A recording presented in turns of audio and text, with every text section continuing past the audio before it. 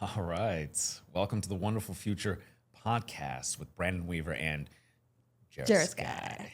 Sky. All right. So, Jera is also going to be the first guest on this. This is our first podcast. Let me make sure this is this good? There we go. I think maybe a little closer. Oh, there we go. You look nervous over there like I messed up the mic. I don't know. anything. I don't know. But just for anyone out there, hey, this is not financial advice. We're not giving any financial advice. And it's all educational information. We're talking about her entrepreneurship, how she looks at finance, how we look at finances. But none of this is financial advice. And with that said, I would love to introduce Jera Sky, musician, author, entrepreneur, and my best friend, business partner. And we've been hanging out now almost 20 years, almost like my sister. So thank you for being here, Jera.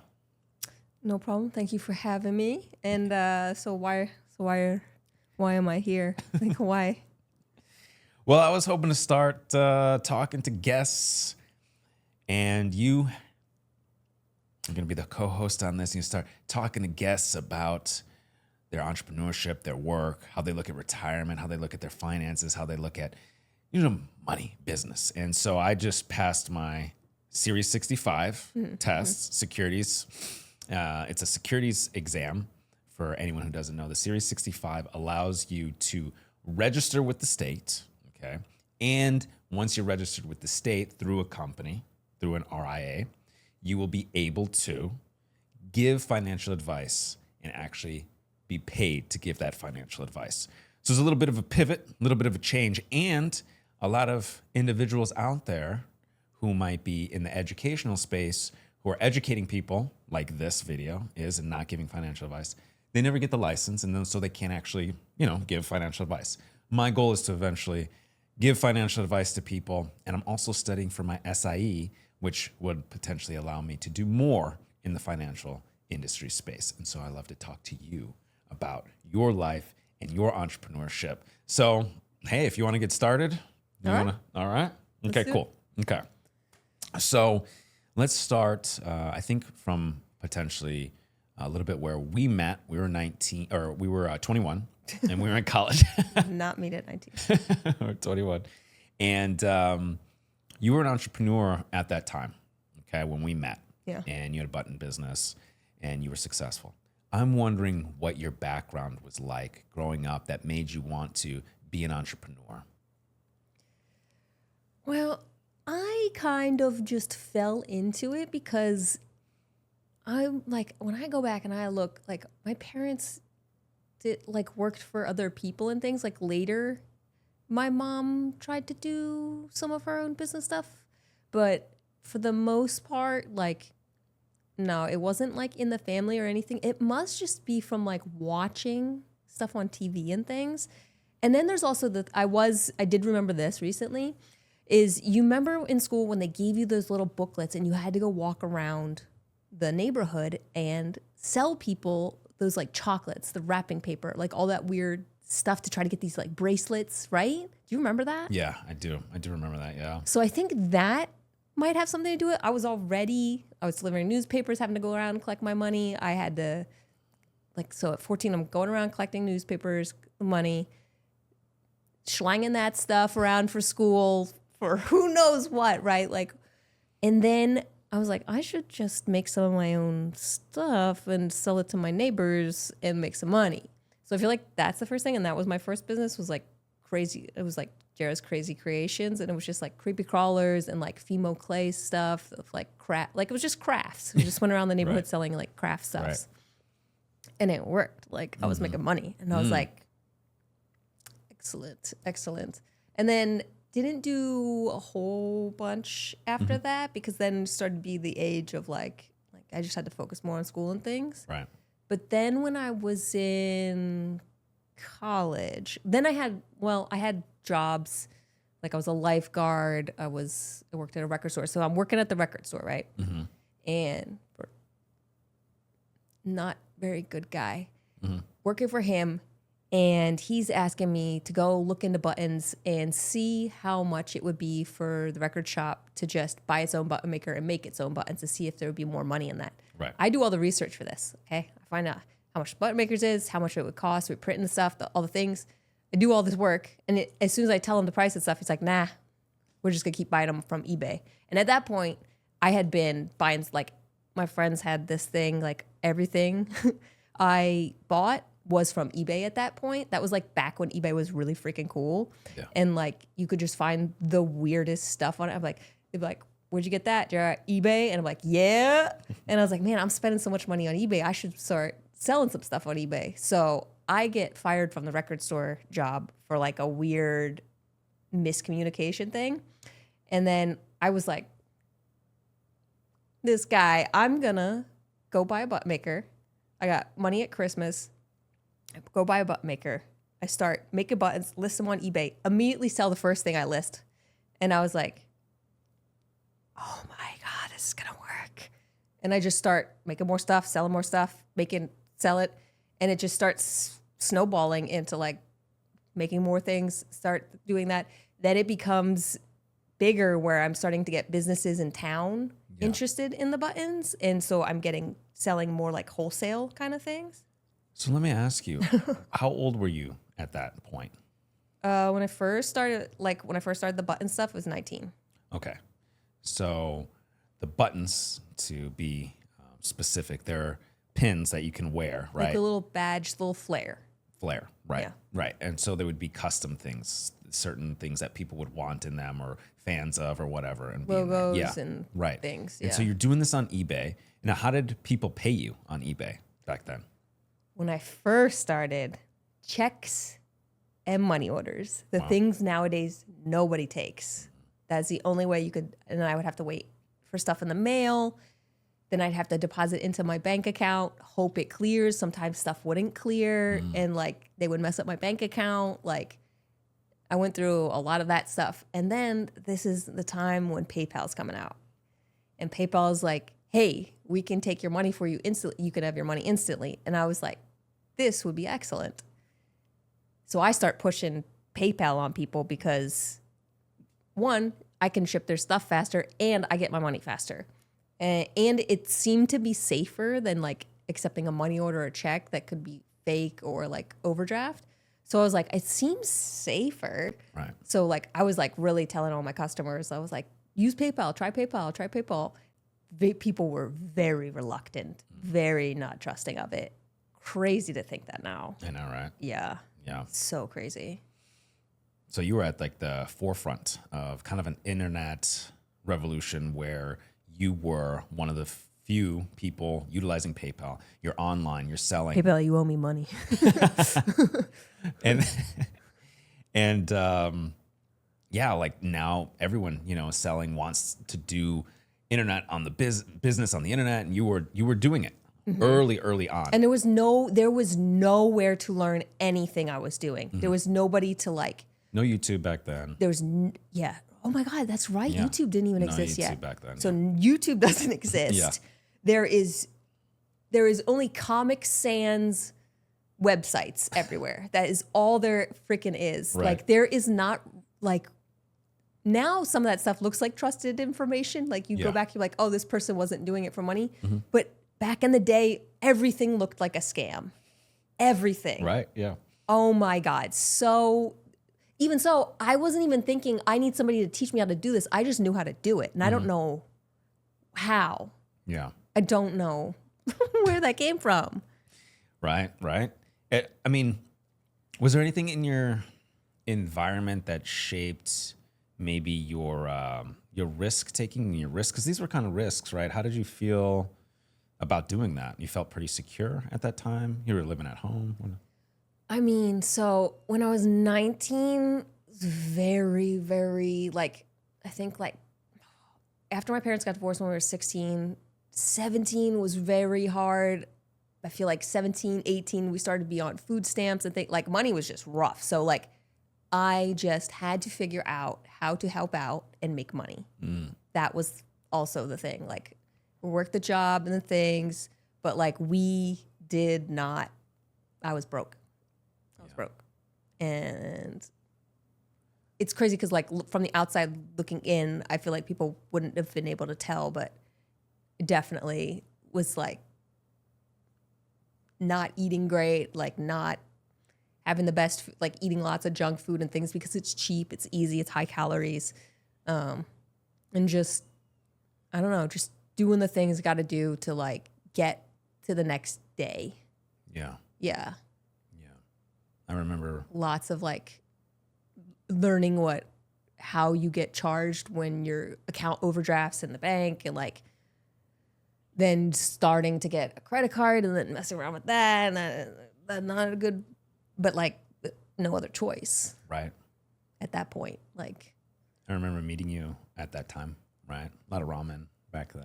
Oh yeah, we used, yeah. I remember that. When you look back at that period now, back then, and the way you looked at money, I guess more as survival, right? Mm-hmm. What has changed for you for your money outlook, and we'll continue your life story here, so to speak. But what changed your money outlook? How do you look at money now as opposed to back then, or how do you look at finances and the market and all that good stuff? Well, so like money now, I definitely see like money's a tool, but money isn't everything, because even like when I had no money, like in some ways I was happier than like people I saw that did have more money. And even nowadays I see people with a lot of money be very unhappy. And even me at certain points in my life having money, I've been very unhappy. So those two things don't go together. But I will say there is a certain amount of money that absolutely brings happiness. And I think that's the thing that like a lot of out of touch people won't acknowledge. And I'm like, no, a lot of basic needs and things need to be met, like people's house, their food, some entertainment, some stuff. Like everybody needs that, and that costs money. You can try as much as you want to get all of that for free, but especially now in the model we live now is such subscription-based models of everything, and if you go to a business, you have to be spending money to even use a bathroom or whatever. Like you're always spending money. There's a lot less free things. And as much as you can be like, go to the park. I mean, our parks, at least where like in LA, are not always the nicest. Some are, but like a lot aren't safe. So it also becomes like some of the free things are a safety issue. They may have always been that to some degree, but then to another degree, I don't know. Things have changed. But I think that money is very important to a degree. And then after that degree, learning how to have fun, enjoy things, really appreciate the thing you have bought, the experience you have bought, or whatever, is so much more important than like making sure you can buy the newest stuff. It's nice sometimes to buy the things, but it definitely don't solve the problems. Like, right. And having the ton of money doesn't necessarily always solve the problems. Yeah. But yeah. So for you, money, finances, back then, maybe 19, 20, 21, how did it feel? Was it empowering to have your own business? Was it heavy to have your own business? Do you have to take care of your mother at points? How did that work? Okay. So that's like a multi-aspect question. So in some ways it was very embarrassing. Because whenever anybody would ask me what I did, I would have to somehow try to explain how I am making money selling flair. And I have to explain, because when you say buttons, a lot of people don't understand buttons. I have to say flair because that was in that, Office Space movie. Like, and then finally people would understand what I was talking about. So like people couldn't even comprehend what I was doing, for one. Two, they couldn't comprehend how I could be making money, going to college, like doing these things with that. Yeah. But I figured I don't, like that was just fact. But it was like kind of embarrassing, like to have to explain, like that question couldn't just be like, oh, I work here and that's kind of it. Like it would have to be a whole conversation and a ton of questions. So for me, that was very tiring to have that same conversation, because every single person asked me the same thing over and over and over. Like, how's that? How'd you get into that? Da, da, da. All that stuff. And then what was the other part of that question you asked me? Well, it felt sometimes challenging and heavy, but what was empowering about it, right? Is it okay? And then so the other part was like crazy because then I could just, not like the best thing, but I could buy my own food. I could buy exactly what I wanted to eat. And it was like the first time in a very long time I was like, I could eat whatever I wanted. Granted, I wasn't making the best choices, but like I could eat whatever I wanted. So because of that, I would overdo it because it was so exciting to like be able to like have whatever foods that I wanted, that I feel like I would wear stuff out pretty quickly too. So that was that. And then it became to like, I had to pay rent to live in my house. So I was helping with my mom's bills. Anytime stuff would happen, I would always try to help, but it did feel like, man, I am never going to get ahead because there is just so many things wrong with this house, with this stuff. Like my mom's still going through a tough time, all this stuff. My sister would steal my food, like all the things. And I'm like, man, like I get, like we have to share, but also like I did this. Right. And that's hard too, to be like, well, I want to be selfish, but you can't. Yeah. So, Family, yeah. And so you're making money. You are doing as well as your mother at this point, monetarily? I mean, not quite, but you're in college. I really honestly can't entirely remember her financial stuff because she had quite a few different things. Jobs, I don't know. So back then, how did you look at finances? So you're not investing at this point, right? You're not saving really for the future. You're spending everything. I am spending. Right. Yeah. But you're investing in yourself because you're going to college, right? That's the other thing about money, I will say. When you start making a bunch of money, you forget that that's not going to just keep happening like that. There will be dips and things. And so that was something I was starting to learn Right. because I had been making money and then all of a sudden stuff happened.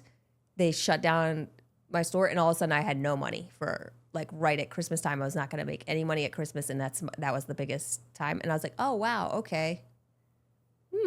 Started learning that lesson of like not to just spend everything you got because like, and that's also where I started to learn if you have a business to not be so reliant. Like you see it happen with like the TikTokers and things or the Instagrammers where they'll be so reliant on this platform. Right. And it is such a mistake because at any point that business can decide what it's best for it and just change it. TikTok can just decide, hey, creator fund, gone. Right. Here's a different fund. It pays out one penny per view or whatever their percentages are. I don't really know. But that was a big thing I learned because then eBay started having Etsy issues. Etsy started be on the rise and then eBay started changing their thing. Stuff started getting more expensive, more fees, all this stuff. They're competing, they're doing these things, they're changing the platform. It's not working the same way it was. The search you're not getting that organic search. So like that was really big thing that I've learned now that you absolutely should have some sort of email list to always be in contact with your fan base. And even I've got to utilize that more, but it is so difficult to go from doing really well on a platform, eBay, whatever it was, and then be like, well, what do I do now? Because all that work, I have no access to those people. I have no access to this. Now what do I do? I have to start over again. Right. And so it's been a lot of that kind of stuff. I had both happen different times. Okay, but you were able eventually to get access back to them?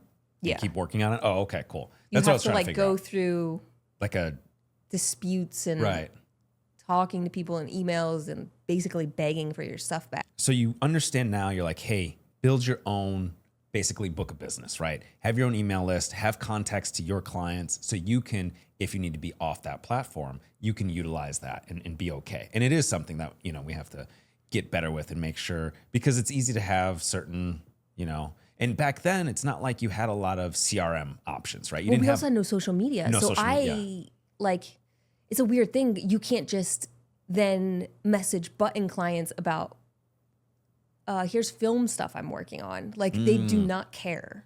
So like, it's not like I was building my brand as a personality. Yes. Which now I'm like, oh, You could have. that's a little bit stronger because as a personality, you can do multiple things and they can be interested in some of the things and not some of the things, but they're like, oh, I'm interested in you. Right. But if they're just interested, like I'm just here for buttons. I do not care about your acting. Like, Right. Right. And you go to school, pay for your school, get the, you have a scholarship, you're doing your button business, and then you decide to study film and you come out to Hollywood to act. And we came out to Hollywood together to act. What was the decision to do that? Because you actually got your degree in film to be a director, but you decided to actually do a little bit more improv, comedy, acts. What was the decision there? so yes, I did do all the film stuff to direct. I thought it was going to be, I thought people were going to like the things I wrote more easily and me be able to get money and funding and be able to make the things, because back at that point it seemed like there was more of those like independent funded movies and things. So I thought, one, I thought that was going to be easy. Two, I also didn't realize how expensive California was going to be. So when we got here, I was doing first AC camera work, but then couldn't get work because then that was 2008, 2009, the first writer's strike. So came out here at the absolute most difficult time you could. And so then I had to do extra work to basically pay bills and stuff. And I got a job with eBay stuff. That's right. You had a forgot about job. that. That's right. Yeah. Because you had all the eBay experience, and you were still doing your button business at the time for a little Yeah. bit. And I have always been doing multiple businesses at once. Like I don't feel safe to just do one, especially after things that happened with the button business. Like I've never felt safe ever again after that. right. And that's what's interesting about you is you, before the hustle culture came out and people said have multiple revenue streams and do this online and create courses, and you were already doing it. And that's why I think it's so fascinating to interview you, is because not only did I learn a lot from you, but you were a pioneer, where a lot of people don't even know that you were a pioneer of a lot of this stuff. You didn't have that personality telling you. You just figured it out Yeah. on your own, which is very impressive. So hard. Yeah. It was so hard. There's no way to like nowadays you can be like, what do you do if this happens to your stuff? Like I didn't have anybody ask. I just cry at home trying to figure it out.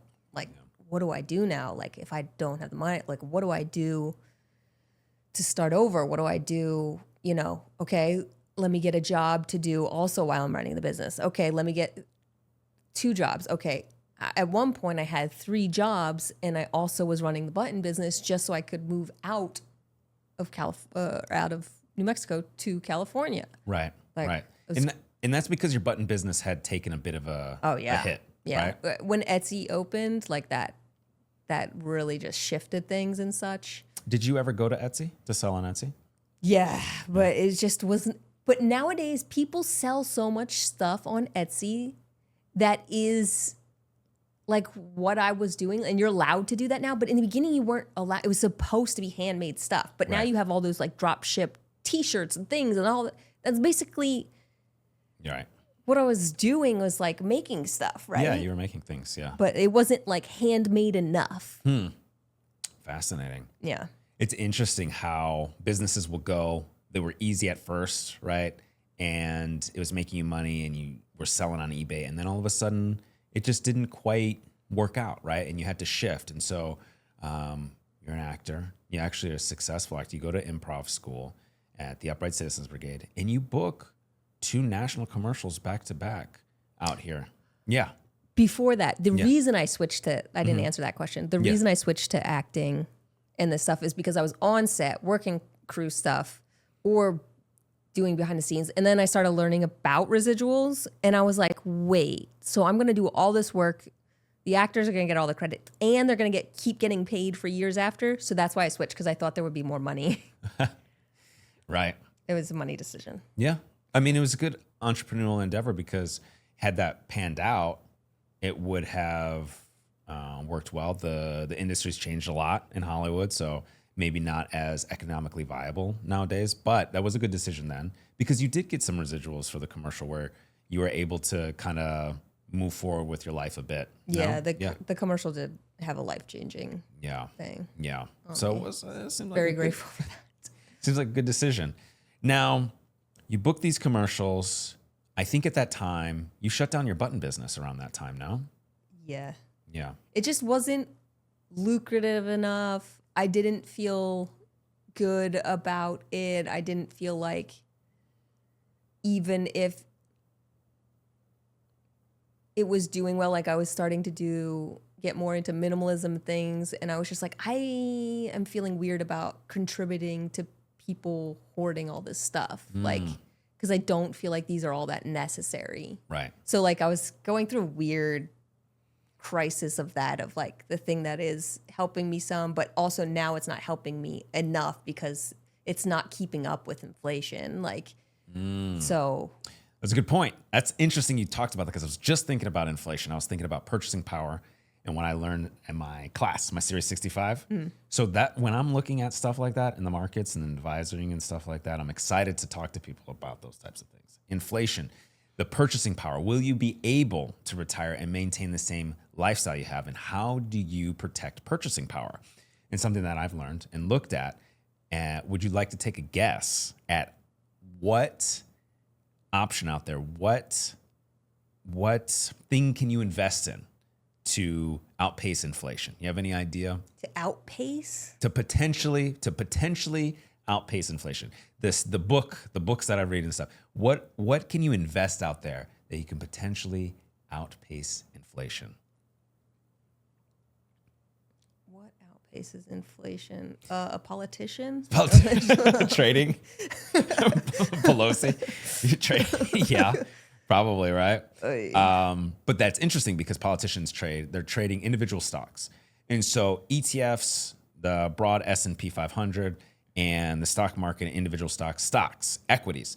That's what we're taught in our class, right? And the Series 65 as a financial advisor, potentially being able to do that. And again, this is not financial advice, but you bring up interest or inflation, and to outpace inflation, the only asset that they really recommend to potentially outpace inflation is equities, stocks, trading, getting into an ETF that tracks the S&P 500. Now, I know there's other... I can see that. Yeah. There are other options out there. Obviously, I think real estate has the potential to potentially do it. There's, cryptocurrencies out there that are potentially doing it. But the standard book answer and doing right for the... I can see that, the ETFs, I just feel like if you are a person that has less money, an ETF doesn't bring you in as much money as you would think. Like it's still like it's like a people have money answer. Right. You know what I mean? And so that brings up another good point. And this is why I'm glad we're talking about this, because I was thinking about this today. You kind of got to increase your income, right? You got to make more money. And I know it's as simple as it sounds, and people are probably like, well, that's silly, of course, make more money. But it is. You, Jera, invested in yourself. You invested in your skill set. You invested in your ability to learn business. You invested in your college education. You've invested in your improv education so you could go book national commercials. You invested in yourself so you could increase your income. And you invested in your businesses. You invested in the button. You have to try to, at some point, increase the income. And people do that through raises and education and that kind of stuff. And then you can utilize that money to invest, right? And time in the market beats timing the market. Reading was very important for you. I find to be incredibly important. And as much as like you can argue that like these people don't have a lot to teach you, I'm like, you'll find at least one freaking gem of something in most books, financially advisory, whatever books. And you can get them all free at the library. And that's what I did one year. I read like 80 books one year, and I was like, I'm finding all the stuff I need to know. And then we made that's when our credit repair business started taking off. That's when our credit repair business started taking off. One of the best books that we ever read was Felix Dennis' book. He was the publisher of Maxim magazine and a bunch of magazines, and was in publishing. And he was his book is called How to Get Rich. Yeah. And I think I read that twice. I think you read it a bunch too. I mean, you might not want to do everything that's in that book though, right. But it gives you, it makes you, it helps you understand what other people are doing. Right. Right. around you, or what you could be doing, or what is the stakes you want to take, like Right. what are the steps you want to take, Yeah. or what things you want to avoid. Like, I think there's just so much in that book that is so honest, and it's like some of it hurts your feelings. Yeah. I mean, the big thing with that whole book, if you're not going to read the whole book, his whole thing is you got to have a business really to have upside and equity and own as much as you can of the business. And that way you can make more and more money. At some point, people do make wealth working for other people and saving and that stuff. But his big thing was get a business, own a business, run that business, grow that business. So you can make money doing that. And then you can invest in, other businesses and invest in, Because I think that's also like a thing that people get. They think that the business itself, they're making money at the business, and that's going to be the thing. And I have found that not to be. Like, you make the business and then you use that money for other things. Right. Like either reinvesting in yourself, reinvesting into another business. Like, it's like this, they're parlay bets, right? Like, that would be kind of like you're betting on new things, new little things when you get some of that extra money. And that's the same thing as like, so when you have no money and you have, the only thing you have is time, right? Then you sacrifice an hour of sleep to do an hour of watching YouTube videos, learning a new skill you don't have for free. Like, if we're talking about like if you have no money, right? And you find a way to monetize that on the internet, you start, and then you take that money that you monetized to create a different business. Say you came up with an invention, and then you figure out how to get the molds made and get the product made, and then you make that product. It's never that first initial thing. Like, that's like the trampoline off. And then you make that business, and then you're like, oh, so now I don't want to do all this again. Then let me find somebody else who does, and let me help them get a percentage, right? Like, and then you watch Shark Tank, and then you learn some of that. But even that, again, that's people with a lot of money, so it's not going to work for you.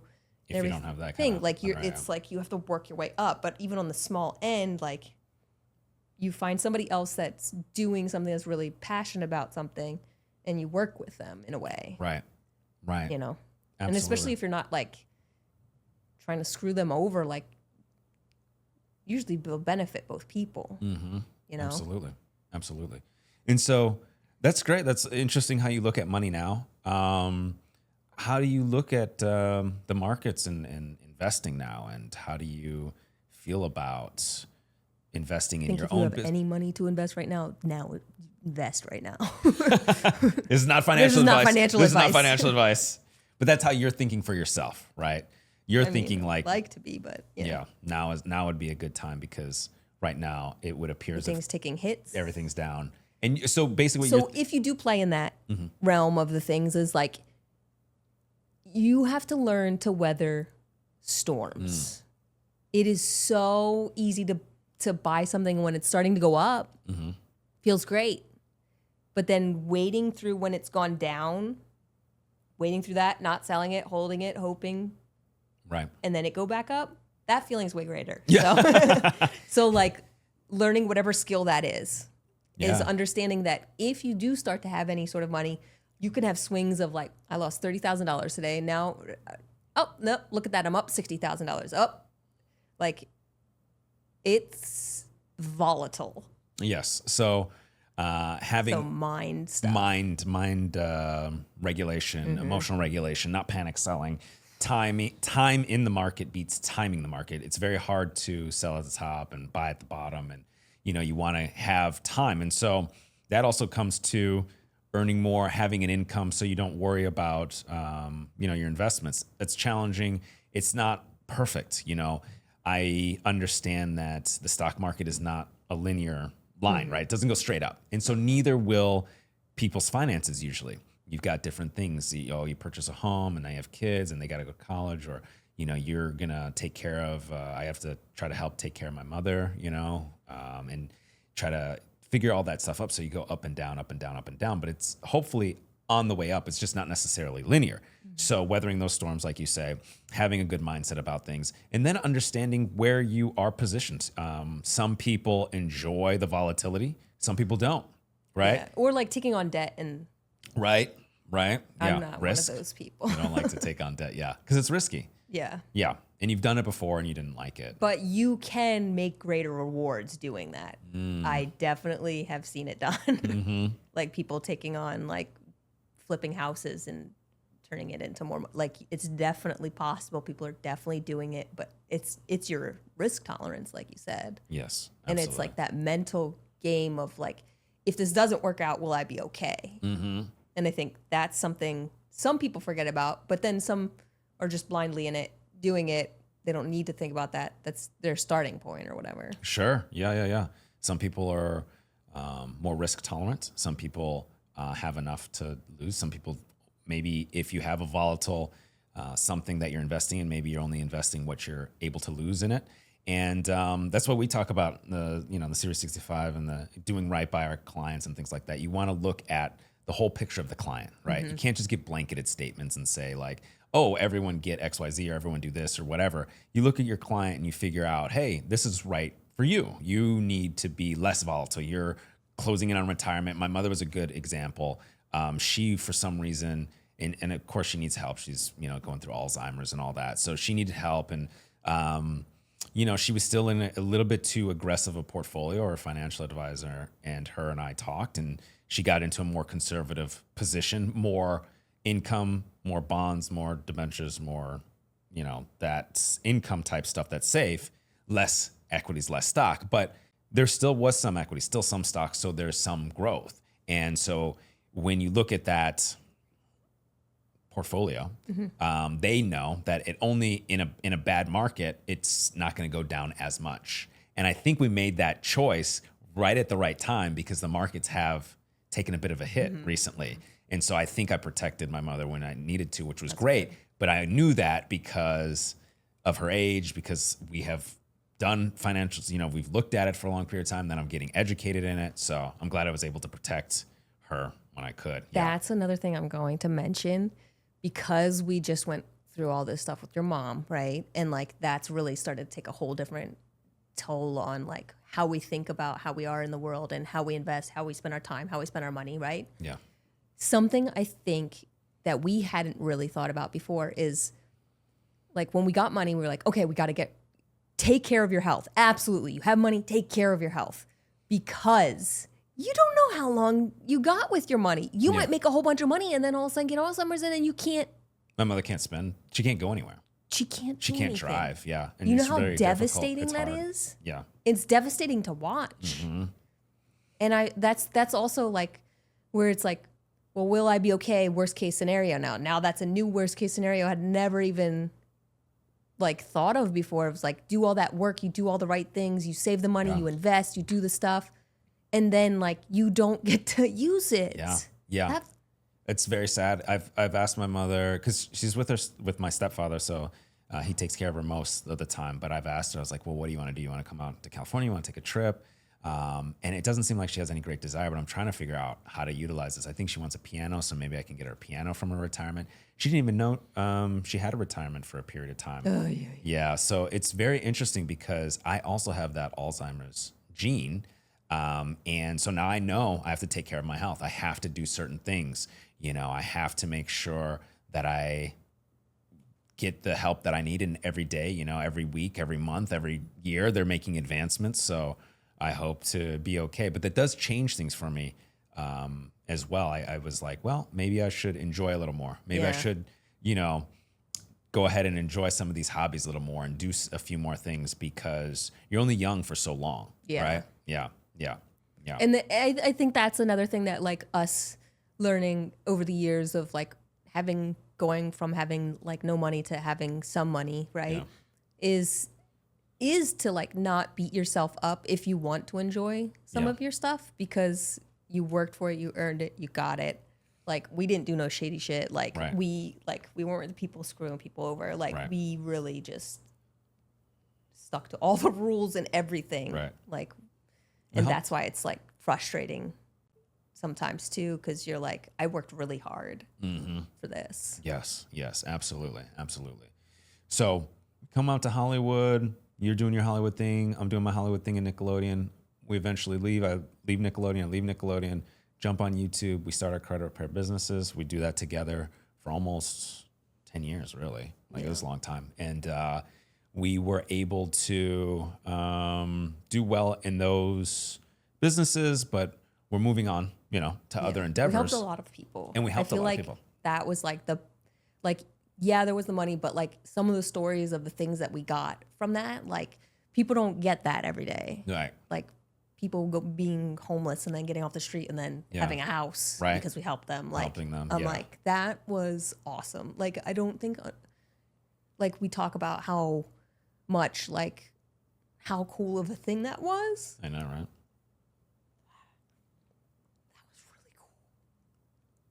Because we all know that the system is so set up against you. It is so set up against you. And to help somebody that was like possibly in a position that you were in years ago, get out of that. That's a great feeling. Even though I'm crying, it's great. Yeah. Yeah. Sorry, I didn't mean to cry. Of course I'm going to cry. Good. It's good. Saved a lot of souls, I like to say. There are people that, veterans and single parents and people who are struggling with house insecurity and people struggling. And I'm glad that we got into that line of work. I got into it because obviously a lot of people know my story that I had bad credit and cleaned that up and all that stuff. But I'm glad we got to do it. I'm glad that we helped a lot of people. And it was very rewarding. And I kind of miss it. Yeah, I kind of miss helping the people and getting to meet the people and connect. And, it was a nice run for about 10 years. And now we hope to do something different now. Yeah. I think maybe we can, help people. The goal is to eventually register and start a RIA, as they call it, right? And that firm could potentially help people with their finances and talk about, this isn't financial advice, but if you can give financial advice to people, they come in and we get a whole profile and we learn what's right for you and can actually do that. And that'll be fun. That'll be helping people too. Yeah. And to maybe even possibly be able to get people who belong in houses as opposed to like corporations owning these freaking houses. Right. Yeah. Yeah. It's sad. Then they sit empty. Yeah. There's a lot of tough things, a lot of tough realities about this world that we're kind of dealing with. And I think, I hope that you subscribe to this podcast. You keep listening to us. We want to do more, want to bring on other guests. Me and Jera have a commitment to making this the Wonderful Future podcast because we want everyone to have a wonderful future. And we hope that you've enjoyed this and gotten a lot out of it. I wanted to ask you too, now, your life is a little different. You are an author. Yeah. Look at this. You don't think I remember, but look at all this, right? You're an author, a prolific author of poetry and short stories.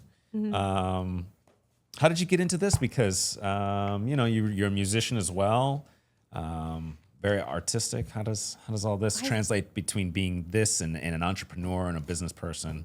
I think that still comes back from like the wanting to like make movie stuff. It's the tell the stories, the things, and then like growing older as an adult, like getting more in touch with your feelings and actually learning how to express yourself. Like sometimes the safest place is in words and books, and some of the most maybe like profound moments I feel like I've had learning things in life or like is from a book. So like I think books hold so much power. They hold so much love, care, happiness, funniness, like stories, fantasies, all these things. And it's like one of the most accessible things. It is one of the things that like everywhere has a library that you can go and get this for free. So I think it is. And then there's a reason that they're trying to destroy books. Like it feels like it might be one of the most powerful things in a way. Yeah. Like they claim social media and all this. And I'm like, yeah, it is. But then what did people do? They turn off their social media and they go read a book. They go sit out in nature. They go enjoy nature. And then I read a book. Yeah. You were a minimalist at one point. Mm-hmm. I was a minimalist at one point. I think we both kind of miss that in Very some much. regard. Yeah. But it's difficult at times because then you don't have everything, perhaps. Like, well, then I don't have a yoga mat if I want to go do yoga, right? Or maybe I have a yoga mat, but then it's like also I like having a chair or a couch to sit on, or I enjoy having a television, or I enjoy, you know what I mean? So it's like these things that we had almost nothing. And then having a normal existence, so to speak, a small normal existence. Do you ever think about that as far as, well, maybe I'll just be a minimalist and live in a small place? And do you feel like that would bring you enjoyment or peace, or is that not really in your lifestyle anymore? Would you be sad? I go different day to day with this. Some days, again, I'm like, man, to go back to that. So that way, when I want to travel, it's just like, boom, let's go. I don't have to worry about all the plants I got to water. I don't have to worry about like, I don't know. There's things I got to worry about that I forget that I got to worry about, but there's things. Yeah. Or even having as big of an apartment, right? To like have my things in. Cause I'm like, I don't feel like I could downsize at this point. Like at least not what I currently have. There's things about it I really miss. There's things about it I try to instill. Like I just don't collect a lot of things. Like for a little bit there, I started collecting records and I was like, ooh, I shouldn't do this. I don't really like just having all this stuff sit around that I don't use very often. And it does become that. But then it's weird because then it's also like these little trinkets from your travels or like these little pieces of your personality in a way. But then I also have to detach from the idea of that this is not me. These are just some of my stories manifested into a real form. Yeah.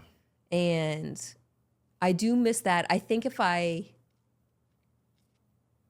am in the point right now, like I have a whole huge stack of stuff right now that I'm going to be getting rid of or selling. And I just think, okay, something has to shift again. Yeah.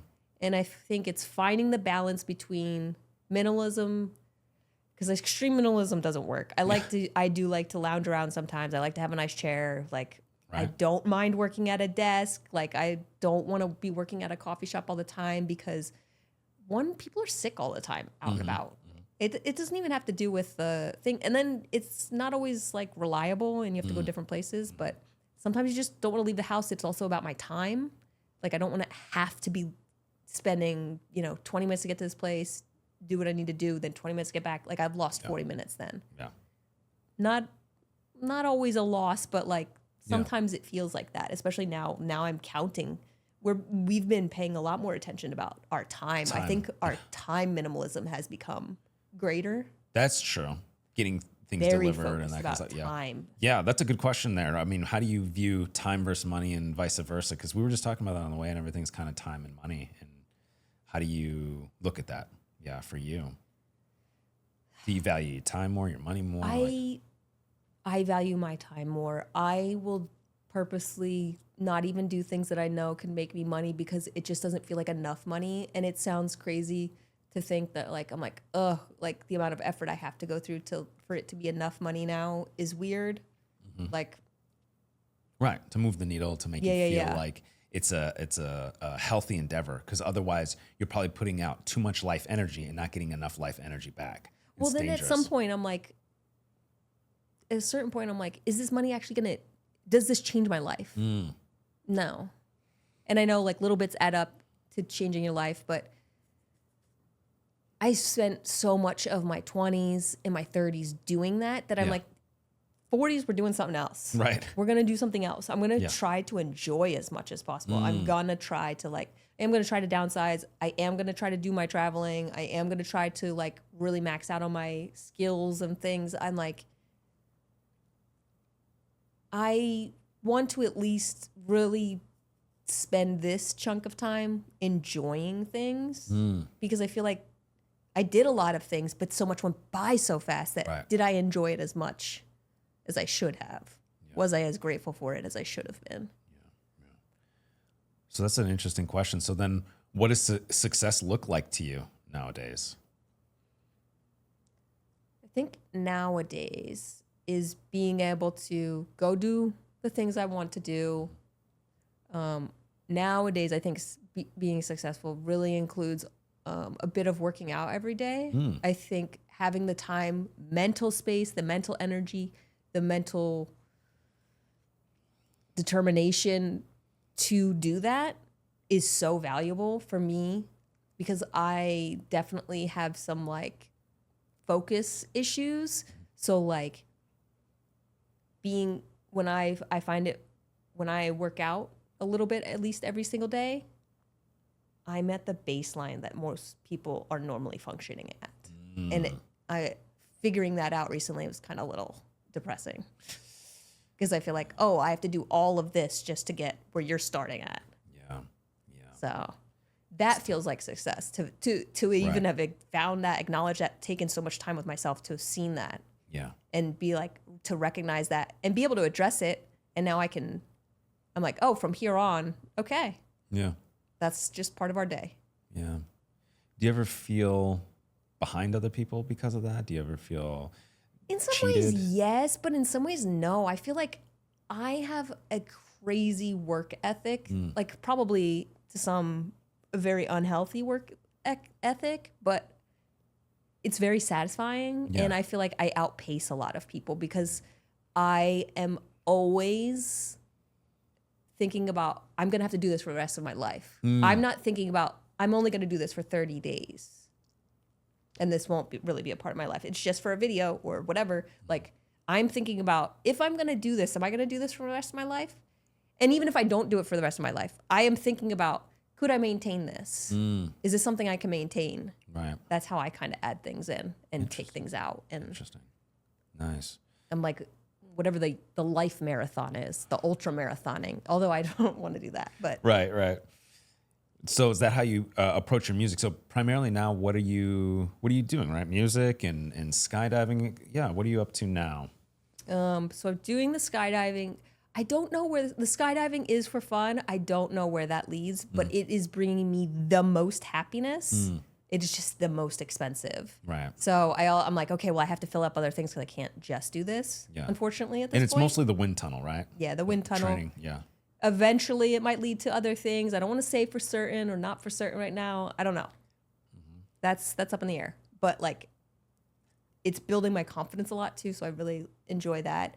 Yeah. I have started making music every single day again, which like a whole new song every single day. Yeah. Which seems like a lot of work, but I've somehow managed to figure out, just in the years I've been pacing myself, how to do just like a little bit every day. That I'm like, wow, I am really finding a way to creatively express myself pretty concisely within an hour or two every single day. And that feels really satisfying, especially if I make something really cool. Yeah. Then I'm also doing the handstands every day, which seems stupid, but there's something about me forcing myself to do something that maybe doesn't serve any purpose. You're right. But there's an amount of strength I've built. Never thought I would have. Yeah. So physically and mentally, and it turned into something else I don't know. That's fantastic. So, where are you looking at your life now? What does it entail as far as, where you want to work or having a partner? I'm like, do you just take it day by day, or are you architecting your life right now? What do you want to do with your life? I have a thing like I try to do the past couple of years is like I'll have these 12 goals I have it's like 10 or 12 goals I have for the year, and try to knock them off. I don't necessarily get everything done, but it gives me at least a roadmap. So like if I'm like, I'm bored right now, or I don't know what I should be doing, I just look at that and like, oh, I guess I could work on this. What are some of those, if you want to let us know? Oh, like read 12 books in the year, go to 4 new countries this year. Oh, wow. Make a new album that has lyrics this year. Like I can, like, they're just like little things that keep me on track. Yeah. And things, or kind of big things, but like just stuff like that. Like find a new form of like passive income, to implement into my life, just to keep the ball rolling. Right. And with that said, I know we're in our 40s and we're enjoying, you're trying to enjoy and all that stuff. How do you view retirement for you? I don't know. That I'm gonna be honest, I have no freaking idea. That I feel like I barely just got to this point that I'm like, I feel like I have so much more work to do to be able to prepare for that. Because I barely got to the point where I get to enjoy my life that I'm like, damn, now I'm supposed to be preparing for the end of it. Like this is crazy. Right. A lot because of your background too, right? So what gets kind of forgotten is how we started, right? Where you were saying maybe you didn't grow up with all the advantages, right? And we take it all the way full circle, right? Back to the beginning where maybe you didn't have a family that had a lot of wealth. Your mother becomes a single mother eventually too. You're helping out. And so you've had to build and continue to build. You've had some setbacks with certain businesses, the button business, the credit repair business is ending, and you've had to get to a position where you can just enjoy your life now. It's sometimes challenging to look down the road and look at that kind of stuff because you're, had to do so much to overcome so much. You've had to overcome so much. What do you think? Another business, perhaps? Yeah, you said another passive. I kind of want to invent something, if I'm honest. Oh, there we go. Good. I kind of really want to invent something. Nice. I have some things, but You have some things? Yeah. Can you tell us some things? No. Come on, tell us some things. Tell us some things. Let me get the It exclusive. is taking too long. No. We have time. We have 3 minutes left. We have time. No. I'll just let you know that's one of the things. I knew it. I knew you were holding And then out there's on us. also like, obviously we're gonna. Am I allowed to talk about that? What? Oh, yes. Please talk about it. Okay, we are doing more Puppy Dragonland stuff. Yeah. So there is still the cartoon. So it's still the making things hope thing. Right. We're going down that road. Yeah, making a show. Making a With show. stuff. Yeah. Yeah. Still working on it. Yeah. Hollywood Dreams and stuff. Still working. Yeah. And then I want to start the advisory firm, right? Advisory firm, Hopefully yes. help people advise and help them, whatever it is, just talk to them. And we can do small. Yes, go ahead. We did think about we wanted to try to sell that one show. Oh, yeah. Yeah, there's another show that we like to sell. Yeah, so TV. We're always juggling these things. Right? And then I'm not counting on any one thing. Right? I'm trying to make sure they're all things that I would enjoy if they work out. I know. There's a lot of time where you just didn't enjoy your life. I know. We've been with each other for a long time, so I appreciate you coming on today. And we're going to do more podcasts. You're co-hosting this thing. Yeah. If you can be available all the time, it'd be great. But, I know you I sometimes. usually am. Yeah. Thanks for listening to the Wonderful Future podcast with Brandon Weaver. And Jera Sky. Yes. Please subscribe, like, comment, share. And we hope to see you on the next Wonderful Future podcast. All right. Take care, guys. What? I thought you were going to say the other side. I was going to say it, but that was old. But now I'm like, we need dark to now? Is it it is dark? It's a little dark. Yeah. We'll say something on the other side. Yeah. We'll say something else. We'll find a new outro. See you guys later, all right? What you want to workshop some outros here? We've got some time. Have a wonderful day. Oh, well, that's the low-hanging fruit. Why didn't I get that? Have a wonderful day. Have a wonderful day. Have a wonderful day. And if I don't see you, have a wonderful life. Have a wonderful life. There you go. That's it. That's the one. I guess we have a little bonus here. So for you got to figure out your next step. Did you always want to be an entrepreneur, or would you ever look back and be like, oh, I should have done the corporate ladder thing and be making Never. Even with Never. all the ups and downs? Mm-mm. Wow. I don't regret going the path I went. I regret maybe overlearning some of the things I learned and not just faking my way through it. Yeah. But I don't regret. I think No regrets. businesses was the best way to go. No regrets. That's how I live my life. Yeah. No regrets. Regrets. Well, good to hear. Yeah. All right, that's all the time we have. Do you regret it? Sometimes I have some regrets, but no regrets. All right. Have a wonderful day. And if I don't see you, have a wonderful life. All right. Take care, guys.